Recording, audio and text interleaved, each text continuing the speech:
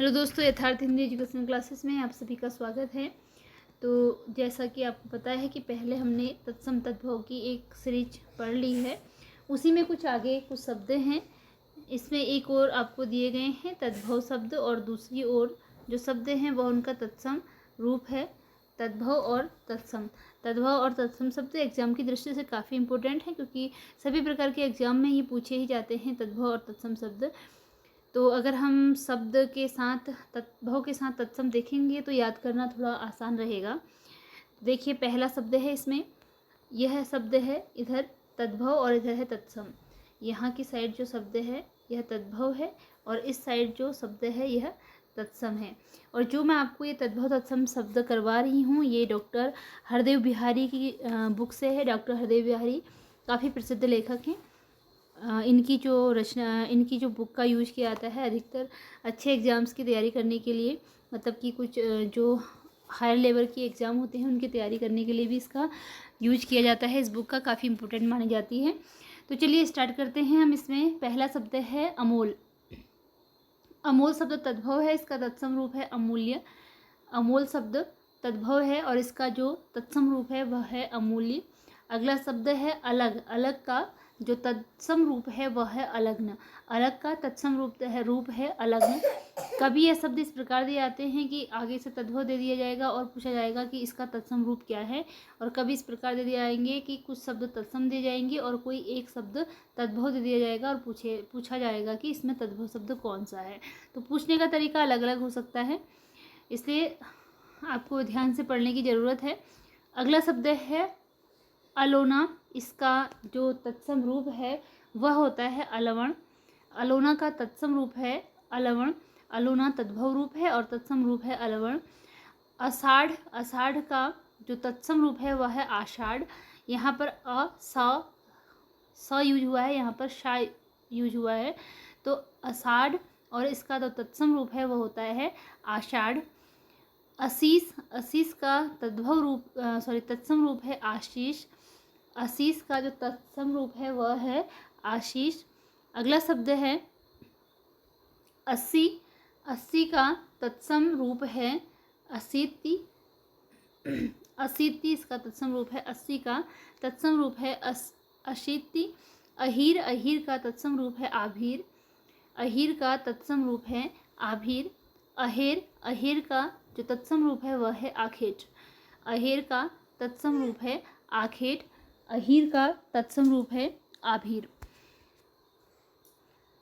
आँख जो शब्द है यह तद्भव है, इसका तत्सम रूप अक्षी होता है, और प्रायः यह माना जाता है जो चंद्रबिंदु वाले शब्द आते हैं वह तद्भव रूप माने जाते हैं, और अगर क्ष जब आता है तो उसे तत्सम रूप में माना जाता है।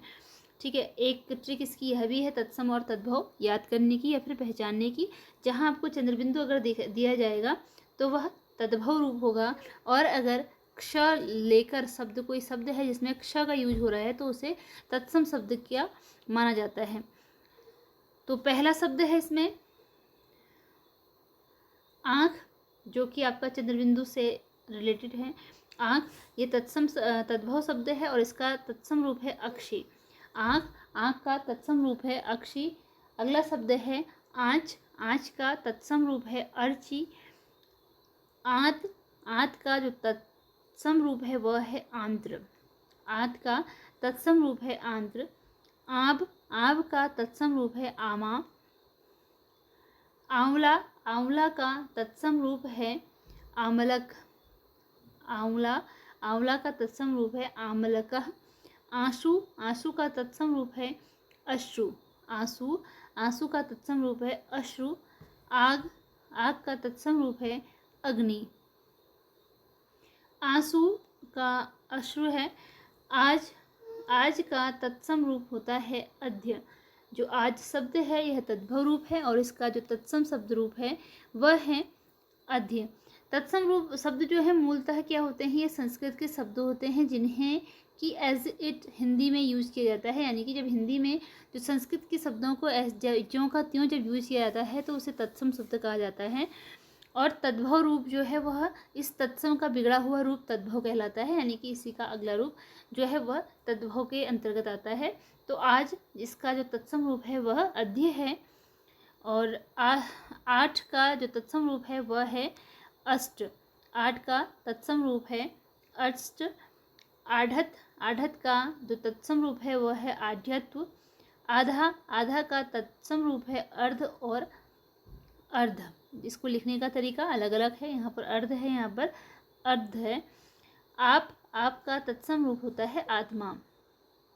जो आप शब्द है, आप शब्द का तत्सम रूप है आत्मा। आम का तत्सम है आम्र। आरसी का तत्सम है आदर्शिका। आरसी का तत्सम रूप है आदर्शिका। आलस का तत्सम रूप है आलस्य। आलीस का तत्सम रूप चत्वारिंशत् है। तो ये आलीस इसका यानी कि 40 जो है इसका तत्सम रूप है चत्वारिंशत्।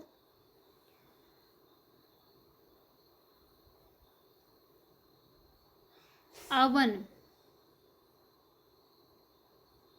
जो आवन शब्द है इसका है 65, जैसे 51, 52। अच्छा, जो आलीस है, आलीस का मतलब जैसे 40 या 42, जो लीस इसमें यूज हुआ है इसके लिए इसने आलीस बोला है। यह क्या है? आलीस तद्भव रूप है, तो ये इसका तत्सम हो गया। वैसे आवन जैसे 51 या 52, जो पीछे का शब्द जो इसमें जुड़ रहा है यह तद्भव हो गया 65। आवा के लिए तत्सम रूप होता है आपाक। आस का आशा होता है। आसरा का आश्रय। आसरा का तत्सम रूप है आश्रय। आस का है आशा।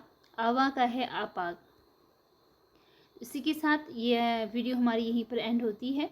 मिलते हैं अगली वीडियो में कुछ नए शब्दों के साथ जो कि तत्सम और तद्भव से ही रिलेटेड होंगे और एग्जाम की दृष्टि से काफ़ी इंपॉर्टेंट होंगे। अगर आप चैनल में नए हैं तो चैनल को सब्सक्राइब जरूर कीजिएगा, क्योंकि इस चैनल पर मिलती हैं आपको डेली नई वीडियोज़। धन्यवाद।